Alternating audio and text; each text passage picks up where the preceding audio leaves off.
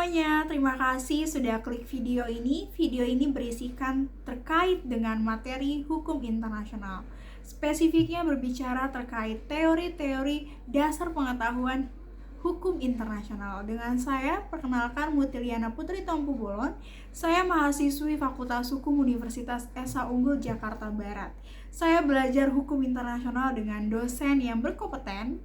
Mohon izin Bapak dosen kami, Bapak Ogian Hafiz Juanda SHLLM, CLA, CPARB, CMLC, CME. Begitu banyak gelarnya Bapak, begitu banyak juga pengalaman yang juga di-sharingkan kepada kami mahasiswinya di kelas.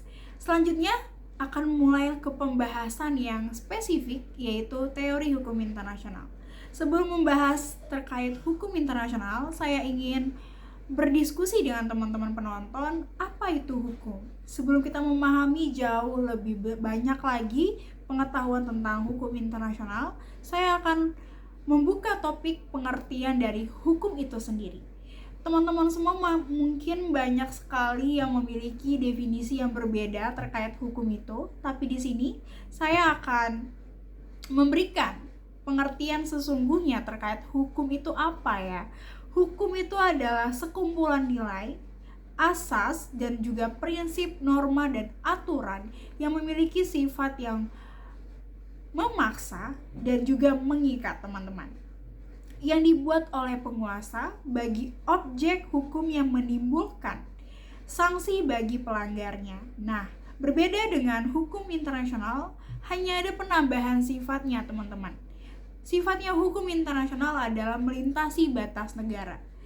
Pengertian lainnya terkait sekumpulan norma, aturan, itu sama saja. Nah, selanjutnya, kenapa hukum itu dibuat? Hukum itu dibuat, teman-teman, karena pada dasarnya manusia suka bertarung. Seperti asas yang mungkin sering kita dengar, yaitu terkait dengan asas homo homini lupus, bellum omnium contra omneus ubi societas ibi ius, yang berkata bahwasannya manusia itu adalah serigala bagi manusia yang lain. Manusia itu memang lahiriahnya suka bertarung, maka di situ ada manusia, harus ada hukum yang mengatur. Nah, lanjut kita membahas lebih dalam lagi terkait hukum internasional. Hukum internasional memiliki sistem kaidah yang bersifat koordinatif berdasarkan prinsip persamaan kedaulatan. Di samping negara sebagai subjek utamanya dengan beberapa subjek hukum internasional yang sama-sama kita ketahui, yaitu pertama, ada negara, lalu ada organisasi, lalu ada juga individunya, lalu ada juga pemberontakan, ada retros, ada Vatikan, ada perusahaan multinasional. Nah, itulah subjek-subjek hukum internasional. Nah, eksistensi subjek hukum lain dan dinamika pengakuan merupakan tindakan politik dengan konsekuensi hukum membentuk stabilitas hubungan internasional. Operasionalisasi hubungan ini berpijak pada sumber-sumber hukum internasional. Sumber-sumber formal terdapat juga dalam pasal 38 Statuta ICC dan instrumen utama modern yaitu hukum perjanjian internasional. Nah, teman-teman, hukum perjanjian internasional ini sebagaimana diatur di dalam Konvensi Wina tahun 1969 adalah persetujuan tertulis antara subjek hukum internasional yang menimbulkan di dalamnya adanya hak dan kewajiban. Secara praktis, perjanjian ini dibagi berdasarkan peserta, yaitu bilateral, dua pihak yang bersifat tertutup, dan multilateral bersifat lebih dari dua pihak dan terbuka atau untuk publik.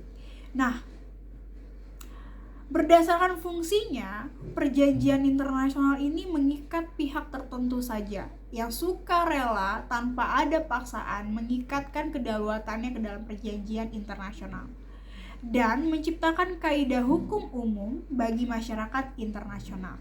Selanjutnya, tahapan pembentukan dari perjanjian hukum internasional ini meliputi percajakan, perundingan, perumusan, penerimaan, penandatanganan, hingga tahap pengesahan atau ratifikasi.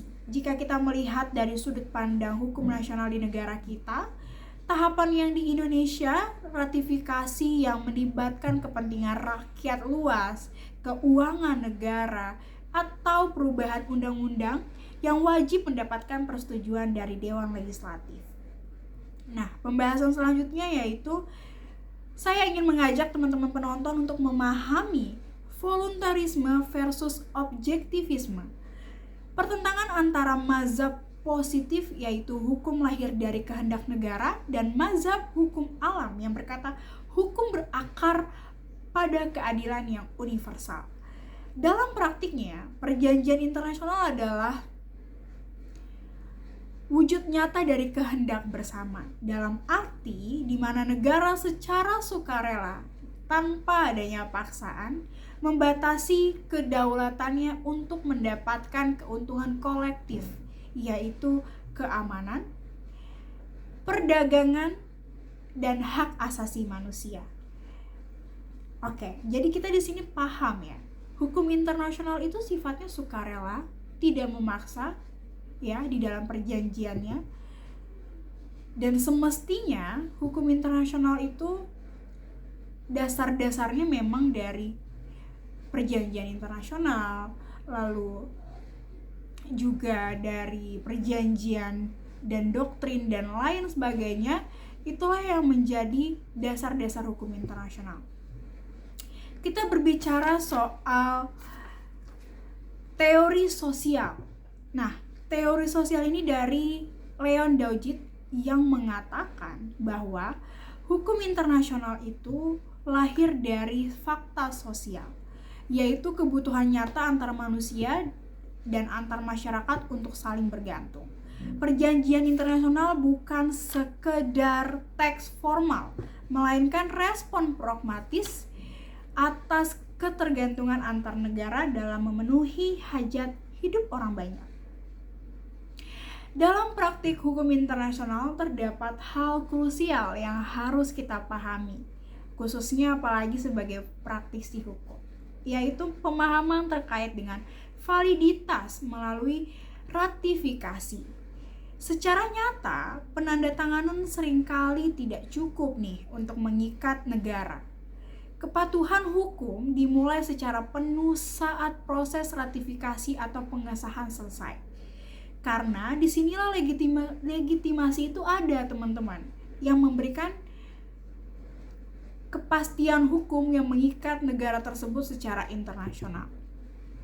Nah, memahami juga terkait dengan kualitas lawmaking treaty, yaitu praktisi harus nih membedakan mana perjanjian yang hanya bersifat kontrak dan mana yang merupakan lawmaking treaty.